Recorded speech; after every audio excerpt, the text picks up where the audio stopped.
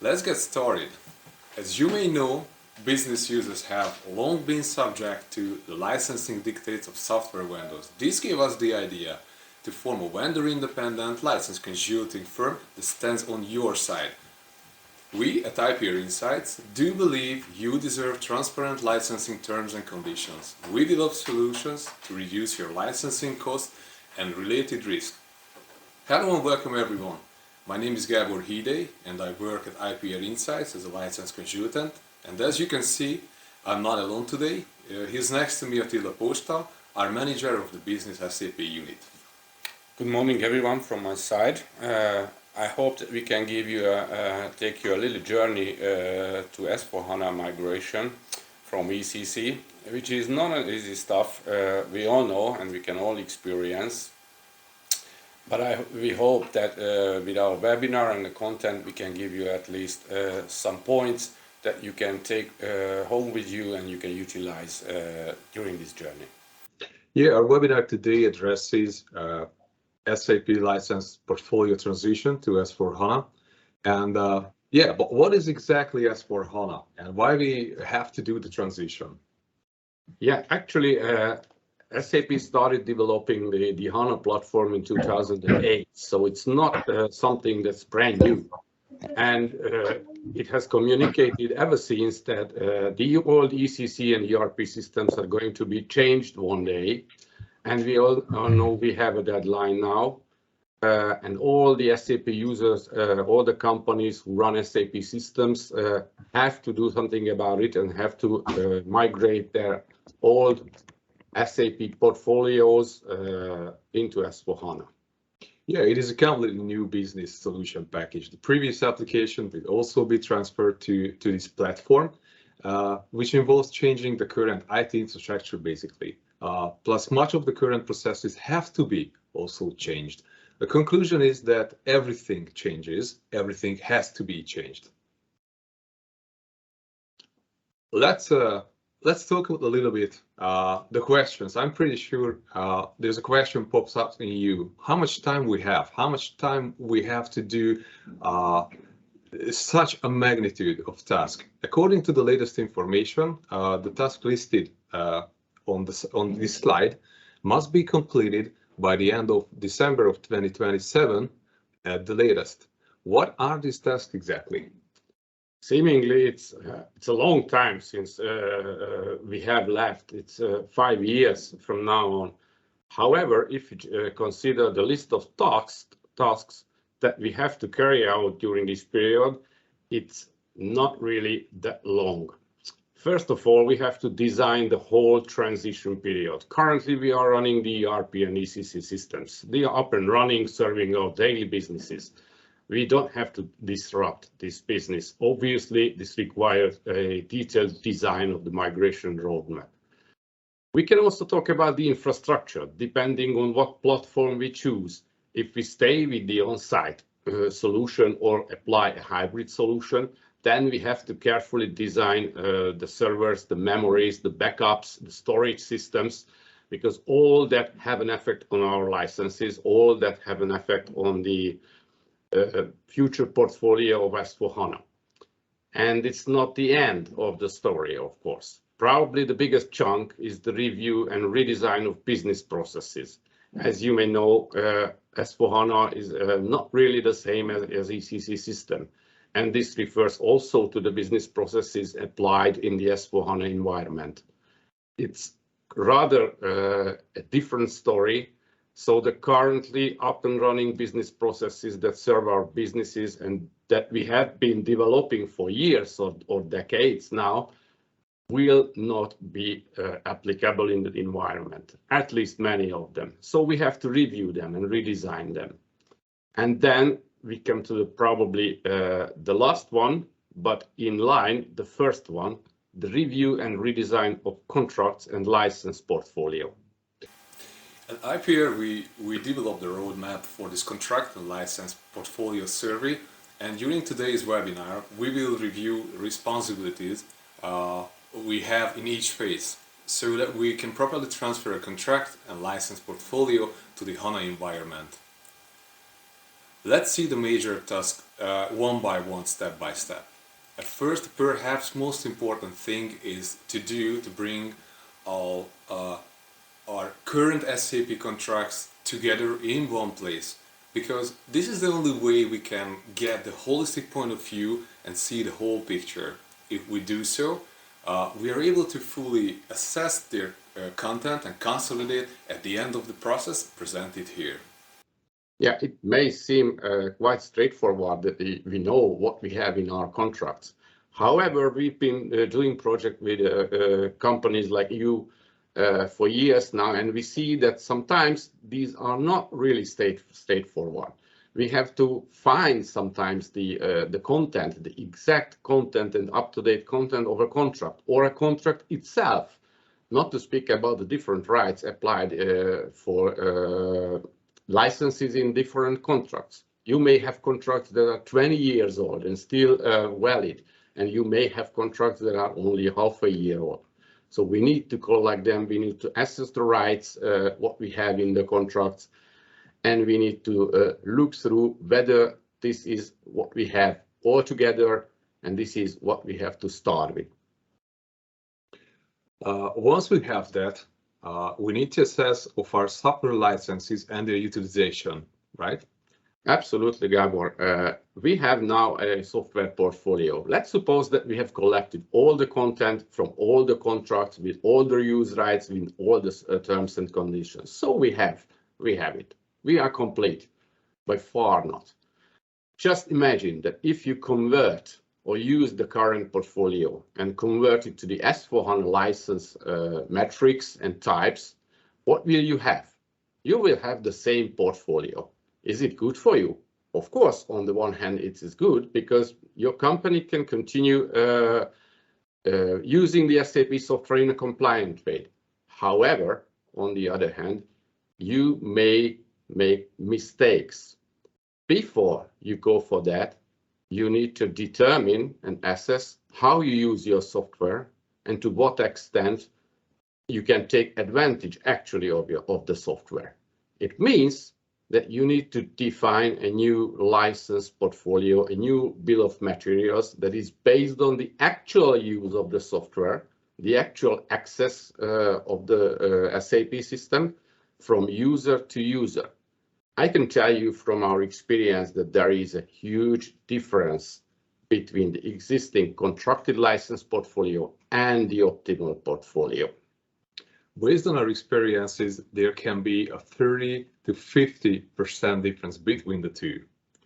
Yeah, and once you have defined the ideal portfolio that serves your daily business on the cheapest possible way, you need to have it simulated in an S/4HANA environment. What does it mean? It means that you need to be aware of before converting or even talking to SAP what you will need in the HANA environment by license types, by numbers and access or use rights. And if you convert the ideal portfolio, then you will really have what you really need, and you will not have what you don't need. Right, that's right. We have seen that we need assesses how we use our software, which is not the same as an audit, because an audit only measures how much is allocated in the system and whether is it in line or not with the contract in terms of quantity. Yeah, so in the previous slide, we see that if we create an optimal portfolio and we can generate a gap between the existing and the optimal one, we can use the potential savings because potential savings will be generated. However, on the other hand, we have risks. You all know that digital access is a threat to all SAP users. We have not met any customers, we haven't done any project without assessing the amount and extent of this risk. And I can tell you that all the companies have digital access exposure. So we need to measure, we need to identify and assess our risks. We know that the ideal portfolio is generating savings for us. On the other hand, we will have a certain amount of risks, a certain amount of digital access that we have to cover. Yeah, one of the major risks is digital access, as you might know, or you might face with it. In 2018, SAP introduced the digital access, which means data generated by third-party system exchanges information with SAP must be licensed, have to be licensed. We need to assess how much this means for our company, and it should be a license, and how much it will cost. Just think about RPA or EDI and so on. They evolve in our system. They spread all around our system. At the same time, they generate a license claim, unfortunately. We have to really deal with it. Yeah, absolutely. And without digital access coverage, there is no S/4HANA conversion. That's right. What SAP is saying. So if you have this negotiation with SAP, they will come up with the idea. So they need to at least give you an estimation on digital access. And I believe that many of you have heard that sometimes it has serious financial impact. Yeah, absolutely. We have a settlement plan for the software licenses, but another sensitive point in the use of SAP systems for licenses is authorization management. Yeah, we know that SAP is based on roles and authorization concepts. You all have an authorization concept, maybe a new one, maybe a very old one. You are creating roles, simple and compound roles as well. We have met customers who had over 10,000 separate roles in the systems. You know that S4HANA is a different story. We have discussed that. And this also includes the authorization and role concept in S4HANA. It means that the authorization concept of yours at the moment that you have at the moment will not be fully compliant to S4HANA. What we need to know, we have to measure and assess to what extent it is compliant. Is it possible to do something around this with some patches and some developments so that it can be compliant? Or we have to possibly redesign a complete new authorization concept. Yeah, we need to assess the current authorization concept and roles to see how S4HANA compliant it is. To do so, SAP helps us and release the manual for you that is a little over 1,000 pages. This includes how appropriate the current authorization roles are in an S4HANA environment. There are typically a lot of roles in a company. We can say that. If you think about roles, we can talk about 1,000, and also we can talk about even 10,000 roles at a company. So I would say it's an extremely challenging and almost mission impossible task to perform manually. Yeah, on the one hand, we have to clean up the roles anyway, because we have to be compliant to the financial auditor, who would remind our managers that something is not really the way it should be if it's not cleaned. So we have to clean it, and we have to look through all the transactions behind the roles, if it does exist in S4HANA environment or it doesn't exist. What if it doesn't exist? How can I make it compliant? So it's a difficult exercise for each and every company and requires really a huge amount of resources. Yeah, this is also important because in license models in S4HANA are completely different, as Attila said. Each license can be used on a per-user basis, and it primarily contains access execution rights. So the license execution rights must also be considered in the authorization concept. We have a risk. We have an ideal portfolio. It is simulated into HANA. It has to be said now how this would look like exactly on product level. We have to be capable to do our current businesses in the same way, but in a completely new software environment, which works legally and not under or even over licensed. Yeah, it implies the question that we have to elaborate on a new contract. And not just in terms of the content, which is obviously very important, but in terms of terms and conditions as well. Once we have an ideal portfolio and we generated some potential savings, and on the other hand, we have some risk, how we will utilize the savings? We can utilize it, for instance, to cover part or the full of risks that we have, or we can use it for other benefits when migrating to S/4HANA. The important thing is that we have to be aware of this before negotiating with SAP. So if you want to have a bigger memory, for instance, in your database, then you can utilize it for that. Or if you are just planning to go to the cloud, for instance, in a public cloud, you have to be aware of the discount levels you can achieve on your recurring monthly fee versus the exact value of your current portfolio. And could be mentioned a lot of other things that you have to consider. On the other hand, you have to create terms and conditions for you. And yes, it is possible to create terms and conditions in an SAP contract that gives you a kind of protection against future alterations of SAP licensing, which happens quite often. On the other hand, gives you a certain amount of flexibility on the user side. Well, that's right. Summarizing this, I would say the point is, before we begin the negotiation phase with SAP, be prepared for this task. Know exactly what and how much we want, and clarify what are the assurances, as Attila mentioned, in our contract that will allow us to use our license portfolio in a little more flexible way in the future, and than we may have previously have. So far, we have reviewed the main task and await us in order to benefit HANA conversion, both in terms of content and commerce. Now we would like to show you our solution packages. We summarize this in a roadmap-like way. The work packages under the phases show each task to be performed, as well as the major events. Yeah, we've been developing these packages for years now, basically, and we have tested it on many customers so that it could work out pretty well, I would say. And as you see, there are a lot of tasks. We have covered the major tasks in this short webinar, but to each of the tasks, there is a deconstruction of activities that we have to do and that you have to do as well in order to be able to transfer your license portfolio and contract to S/4HANA environment.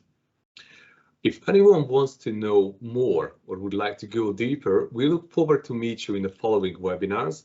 We're gonna have several in this year, and we're gonna present these packages in a more detailed way. Now it's time for your questions, and we will definitely answer.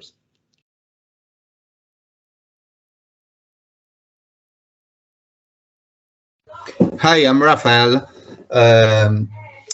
What do you think about the different contract model in S/4HANA and in SCC? What I mean, actually, SCC is a monolith with many modules inside the monolith. In future, S4 is a more little center and many satellites that can be in modules or in cloud-based application as external satellites. This model is really different. How can I convert my actual licenses that cover a big scope in something that has a completely different organization and contract model? Yeah, if you see the fourth package, it means the alignments of models. First, you need to decide, and in order to be able to decide what platform you would like to use, what solutions you would like to bring to the cloud, and what you would like to keep on site, for instance, then you have to assess the models differently. You can convert the products, or you can convert the contract itself. It does matter at the end of the day which you choose. But first you have to assess them to see the financial consequences as well as the business consequences. The two should be aligned together. Yes, I understand what you mean. It's a challenge for each and every company to consolidate at least at a certain extent and now distributed satellite SAP systems, especially for global companies. That's why the planning and preparation phase usually takes longer, and that's why we said that this 5 years is not that long as we can imagine now. just imagine that collecting all the licenses from all the systems, from all the contracts, and then measure the actual usage of the satellite systems, the central systems, and define by that way the future portfolio that best fits for those companies, regardless of what models you use, would take quite a time. Once you have that, then you can select the models. Assess financially, for instance, what would it mean if you would bring the whole landscape into the cloud? Would it really be worth doing so financially, or you should separate or apply a hybrid model, remaining on site some of the systems but collecting the others into a cloud environment? Yes, that's a difficult process. There are steps in it, and if you are interested in these steps in more details, then you are more than welcome to one of the next webinars, which we are going to discuss this in detail. Yeah, if you have any related questions, so anyone else, don't hesitate to ask now.